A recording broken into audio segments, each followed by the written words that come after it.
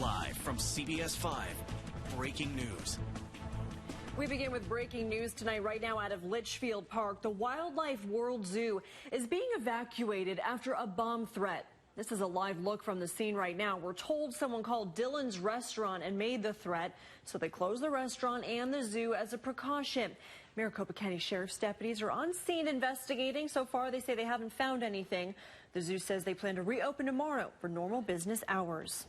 Well, a huge turnout today in downtown Phoenix as supporters of the president marched for Trump. It was one of dozens of rallies held across the country today. CBS 5's Carissa Planout live downtown. So, Carissa, we've seen a lot of protests. What's behind the support rally today? Well, some of the supporters told me that they feel like the president is still settling into his role in the White House, and they felt like he deserved some display of support. So at times there were hundreds of supporters out here sending that message to the president, but there were a couple of counter-protesters that did cause some issues at times, counter-protesters covering their faces, ruffling some feathers, but it was an otherwise peaceful event out here. It was an afternoon filled with speakers, supporters holding American flags, Trump flags. There were militiamen dressed in military uniforms standing around here and many DPS officers watching. Now, one of the organizers explained to me that the president is just getting started.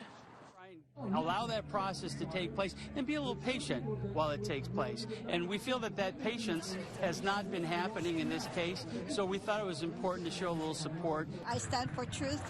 And he's an honest man, and everything he has said, he's trying to fulfill, and I do believe in him. And there were also a large presence of motorcycle riders that showed up at the rally today. They told me that they were there to maintain the peace.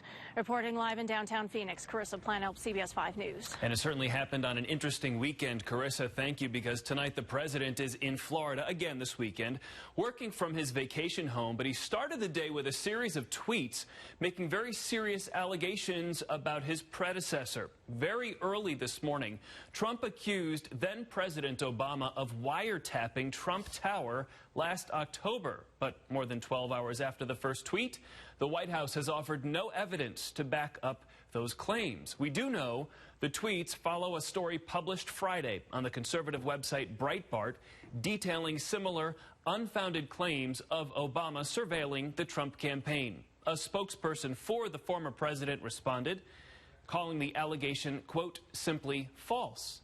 The White House says the president will sign an updated executive order on immigration early next week. It will ban travel from certain Middle Eastern and African countries, and it could come as soon as Monday.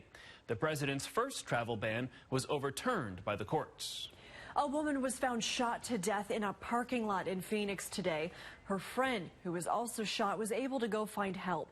Colin Navarrete has more on the search for the 3 suspects. It was the middle of the night when things took a turn for the worse at this parking lot inside a West Phoenix apartment complex. Someone lost a member of their family, no matter what the situation is. Alongside the body of a woman, a handbag and backpack with what appears to be personal belongings. She would always be by herself with a little suitcase. She would work at nighttime, so I'm suspecting her clothing. A toothbrush laid out on the street, just some of the evidence that signals that whatever she was doing, the shooter or shooters stopped her in her tracks. Neighbors tell us that the 29-year-old woman who was shot and killed at this parking lot actually lived in this apartment complex with her young family. Maria Soriano lives across the greenbelt from the apartment where the victim lived. Imagine just growing up and knowing, oh, you don't have your mother with you or that another family member's in the hospital. It's really sad to me. According to police, a 20-year-old man who was also shot at the scene ran for help, knocking on a neighbor's door. And as the morning progressed, more and more crime scene tape went up as shell casings throughout the complex were found. Also of interest to police, 2 duffel bags several hundred feet away from the crime scene. The bag is full of brand new clothes, still have like the tags on them, the sensors, so don't know if it's related or not. At 67th Avenue and Indian School, Carla Navarrete, CBS 5 News. Carla, thank you. A couple of crimes caught on camera to tell you about tonight. Police asking for your help to get a couple of criminals off Valley streets. Watch this guy. He grabs cash, and then eventually here he will grab the entire cash register drawer, managing to push off that clerk while he does it. This happened at the Circle K at the corner of 51st Avenue and Lower Buckeye Road.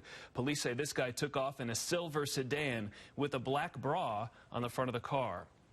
Then there's this guy who robbed a Metro PCS store with a gun. It happened inside the store at 60th Avenue and Thomas. Police say the man grabbed 2 phones and 3 speakers, which were on the counter, and then ran off. If you have any information on either of the crimes, you're asked to call Silent Witness at 480-WITNESS. You can remain anonymous and get a cash reward. Possible drive-by shooting. Temporary is just finding there was a subject that was shot. Developing news tonight after a deadly shooting at a rec center in Flagstaff. One person is dead, another is in the hospital, and police are still looking for the suspect. Tonight, we're learning more about the victim who died, 20-year-old Jacob Allen. Now, this all unfolded at the Hal Jensen Rec Center. Police found Allen had been shot and killed on scene. A 16-year-old was also shot but was able to run and get help. He remains in the hospital tonight. Right now, police have no suspects. A friend of Allen says they're completely shocked. Fun, loving, caring, outgoing, skateboards, rollerblades, anything he could, always breaking bones, happy, laughing, smiling. Friends of Allen held a vigil for him late last night outside the rec center. Well, a warning tonight as the weather warms up. Keep a close eye on your children near water. A young boy was pulled from a pool unconscious this morning.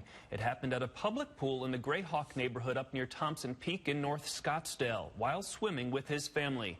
Firefighters tell us the 6-year-old started breathing again after CPR, said to be in serious condition in the hospital tonight. New tonight, SRP is cutting down on its release of water from dams up north to help elevate the rush of water coming into the valley. A spokesperson told us today it has cut the release by 90% compared to its peak earlier this week. SRP began releasing massive amounts of water from dams after heavy rain and snow fell across the state. And all that water has caused some problems here in the valley. The rushing Salt River washed away a big chunk of Gilbert Road you see there. Incredible video. The county says it will begin repairs once the river dries up, but that could be a while. And right now, a stretch of McKellips Road near the Loop 202 closed due to flooding caused by the rising waters of the Salt River. It will reopen once all of that is dried up. You can track all of the road closures caused by floods along with detours right now on the CBS 5 mobile app. All right, coming up next here tonight at 6 o'clock, a member of One Direction arrested. And tonight he's facing several charges. We'll tell you what has him in trouble with the law. Plus, the controversial new proposal from the Department of Homeland Security, which could separate families arrested while entering the country illegally. Back in a moment. Back in a moment. Back in a